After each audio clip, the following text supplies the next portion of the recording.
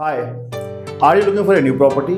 Few key considerations for property acquisition when evaluating a property purchases. Several factors warrant careful consideration.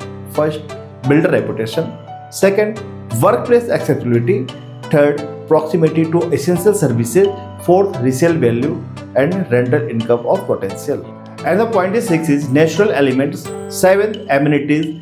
Eight, construction standard. And final, neighborhood character. इन सब बातों का हम discuss करेंगे।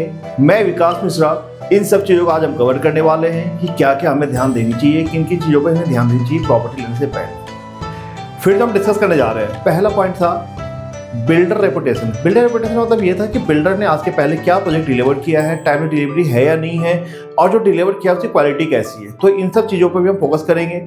Second point है आपका work place accessibility.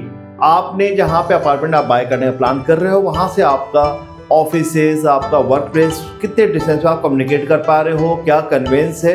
तो इन सब चीज़ों पे भी आप फोकस करेंगे तो कहीं ना कहीं आपको ये आइडिया लगे कि आपकी प्रॉपर्टी जहाँ बाय कर रहे हो वहाँ से आपका वर्क प्लेस कितने डिस्टेंस पे आता है। जो पॉइंट थर्ड हमने डिस्कस किया था वो था प्रॉक्सिमिटी टू एसेंशियल सर्विसेज। इसका मतलब ये है कि जहाँ पे आप प्रॉपर्टी प्लान कर रहे हो तो उसमें आपको ये इंश्योर करना है कि आपके आसपास स्कूल है या नहीं है, बैंक है या नहीं है, मार्केट, हॉस्पिटल्स, फिर आपके जो भी कन्वेंस की चीज़ें होती हैं वो है या नहीं है, आपको ये इंश्योर करना है। इसलिए कहा जाता है प्रॉक्सिमिटी टू एसेंशियल सर्विसेज। कहीं भी प्रॉपर्टी बाय करते हैं तो ये हमें ध्यान रखनी चाहिए। Fourth point and the major point of the total consideration point, resale value.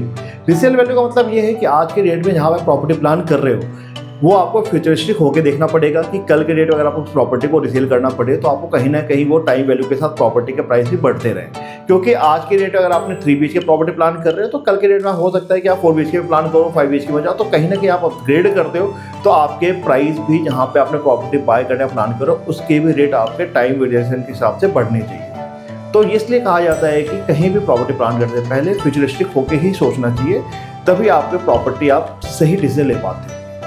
Fifth point था रेंटल इनकम पोटेंशियल। इसका मतलब ये है कि रेंटल इनकम पोटेंशियल से अगर आपने कहीं प्रॉपर्टी प्लान कर रहे हो वहाँ पे आपका रेंटल क्या आने के चांसेस हैं आपके, वो सब चीज़ों को आप कंसीडर करके ही आप प्रॉपर्टी प्लान करें।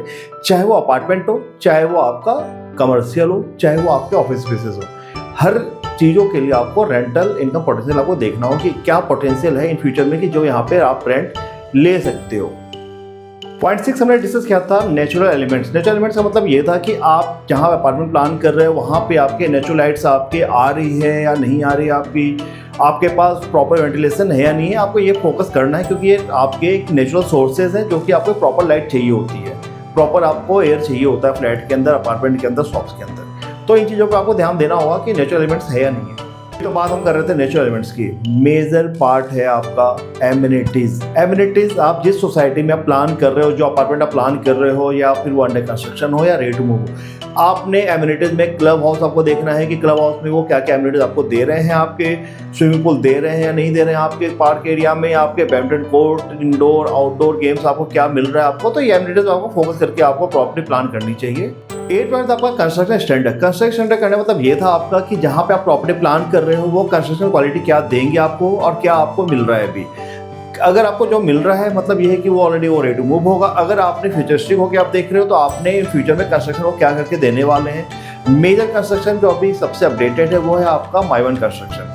कहीं ना कहीं आपको आज के डेट प्रॉपर्टी आप प्लान कर रहे हो अंडर कंस्ट्रक्शन तो आपको मोस्टली 90% बिल्डर आपको माइवन कंस्ट्रक्शन ही प्रॉपर्टी करके दे रहे हैं। तो ये सबसे अच्छा कंस्ट्रक्शन माना जाता है आज के डेट में, तो आप इसमें प्लान कर सकते हैं। And the final point neighbourhood character. Neighbourhood character मतलब ये है कि आपके सराउंडिंग में एम्बियंस कैसा है, आपके सराउंडिंग में सेफ्टी है या नहीं है, आपके ओवरऑल आपका एम्बियंस कैसा है। इन सब चीज़ों को आपको फोकस करके प्रॉपर्टी बाय करनी चाहिए। ये कुछ पॉइंट्स थे जहाँ पे आप प्रॉपर्टी कंसीडर करने से पहले इन चीज़ों को आप देखेंगे तो कहीं ना कहीं आपको ये बेनिफिट मिलेगा कि आपकी प्रॉपर्टी का रिसेल, आपके नेबरहुड कैरेक्टर, आपके रेंटल पोटेंशियल, आपका वर्क प्लेस से डिस्टेंस, ये सब आप इन टॉपिक से आप कवर करके ना आप प्रॉपर्टी प्लान कर सकते हैं। इन सारे पॉइंटों को आप कंसीडर कीजिए तो आपको प्रॉपर्टी बाय करने में इजी होगा आपका। लेकिन एक पॉइंट आपको मेजर ध्यान देना है वो है रेरा रजिस्टर्ड प्रोजेक्ट। आपने उस प्रॉपर्टी में पैसे लगाने हैं जहाँ पे प्रोजेक्ट रेरा में रजिस्टर्ड हो। आप उनके रेरा रजिस्टर्ड नंबर से जो रेरा रजिस्टर्ड नंबर देंगे वो आपको, उससे आप रेरा के वेबसाइट पे भी आप जाके देख सकते हैं। तो आपको ये बेनिफिशियल लगेगा कि हाँ प्रोजेक्ट में क्या क्या बनने वाला है, क्या साइजेस हैं आपके, सब कुछ आपको ऑन स्क्रीन रेरा के गवर्नमेंट साइट पर आपको दिख जाएगा। दिए गए नंबर पर आप कॉल करके प्रॉपर्टी की जानकारी और भी ले सकते हैं। आपका विकास मिश्रा, धन्यवाद।